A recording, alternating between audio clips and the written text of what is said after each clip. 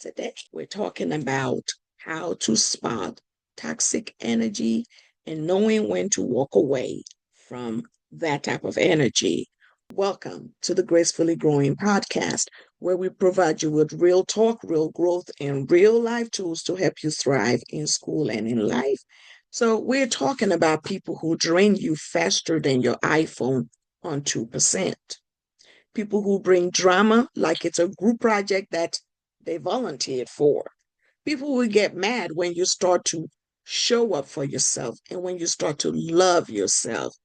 So, we're going to talk about that toxic energy, how to recognize it, how to walk away gracefully, and how the grace framework can literally save your peace, your purpose, and your sanity.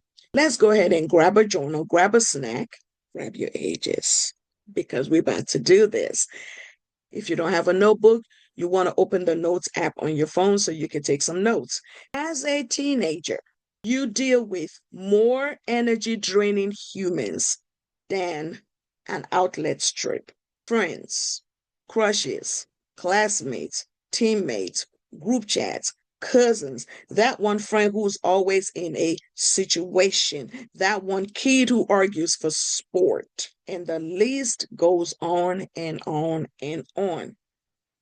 Here's the truth. You cannot grow in peace while keeping people who thrive in chaos around you. And the dangerous thing about toxic energy is that it sneaks up on you. Sometimes it comes disguised as a funny friend who's only funny when they're making jokes about you. That close friend who only hits you up when they need something from you. That supportive friend who gets weirdly quiet when you succeed. The I'm just being honest friend who is actually just rude. The protective boyfriend or girlfriend who's controlling, protective. A family friend who guilts you into feeling responsible for their emotions. Here's what I want you to remember about toxic energy. It isn't always loud. Sometimes it smiles. Sometimes it compliments you. You know that back end compliment? Sometimes it looks like love. But today we're breaking it all down.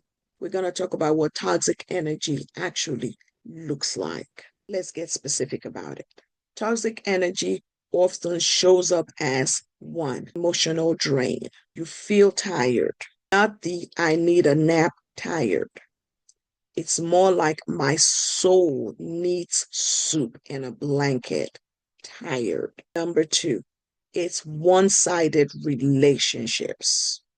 You listen, you support, you show up. They take, disappear, reappear, and it's on repeat. Number three, jealousy disguised as jokes. You get an A on a test. Must be nice. You dress cute. Okay, you tried today. It's giving hateration. Number four, it's guilt tripping you. Oh, so you're too busy for me now? You've changed. You acting different. Yes, growth does cause differences. My one thing I always say is this: not everybody is meant to go to the next level with you. And I want you to remember that. Five, it is the constant drama. If every day is a new episode of a soap opera, your life is not a Netflix series. Baby, please unplug. It looks like controlling behavior. Who you talk to, where you go, what you wear, what you like. That's not healthy at all. Letting go of a toxic relationship is hard, and here is why. You're human, and as human, we get attached to people, even to the wrong people. As a teenager, here's why you struggle. You don't want to hurt someone's feelings. Y'all been friends forever.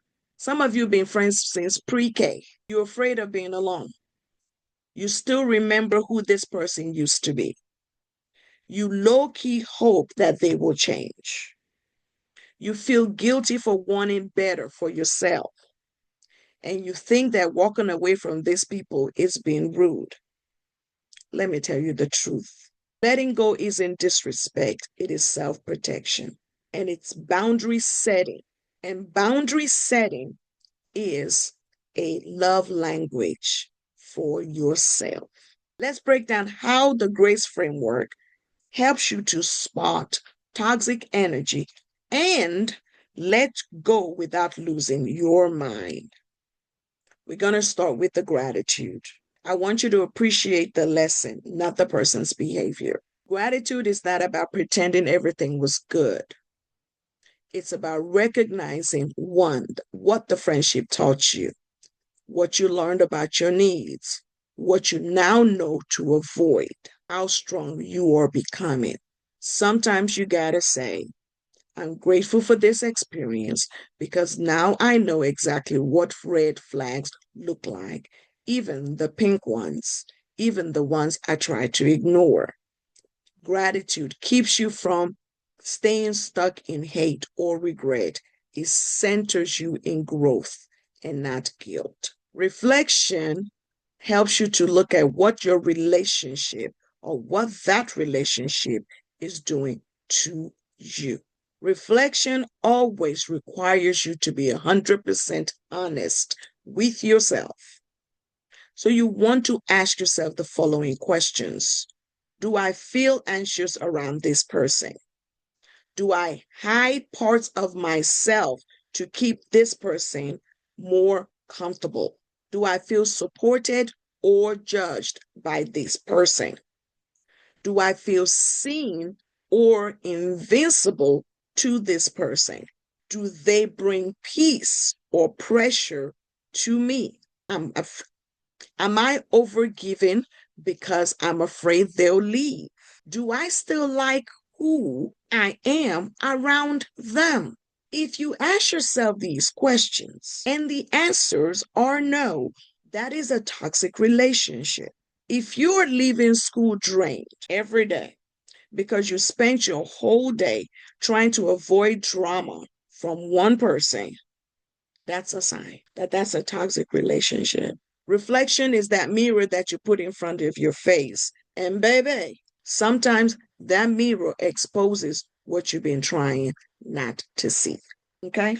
Let's talk about affirmations. Affirmations is where you speak life into yourself before you walk away from a toxic relationship. Affirmations prepare your heart for letting go. Because walking away from a toxic relationship doesn't just require courage, it requires you to know your self worth.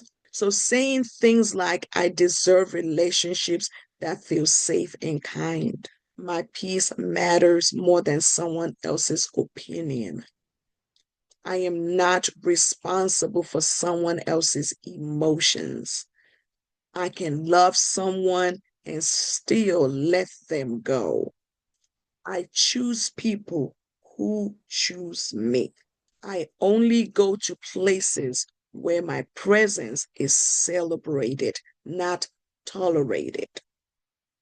I am enough, period. Affirmations helps you to build your emotional armor. It strengthens your backbone and it softens your heart. You got to build yourself up. Let's talk about connections. Your circle should feel like a charging station, not a drain. Healthy connections will celebrate your wins, correct you with kindness, respect your boundaries, communicate directly to you, apologize when they're wrong, support your goals, encourage your growth. Unhealthy connections will compete, mock, manipulate, guilt trip, love bomb, gaslight, drain your joy, steal your peace. Connections is where you ask the question, does this relationship grow me or shrink me? If it shrinks you, you already have your answer. It's time for you to walk away. Empathy helps you to release people without becoming bitter. Hear me when I say this, and I have said this before if you've been following me for a while. Empathy does not mean that you excuse people's bad behavior.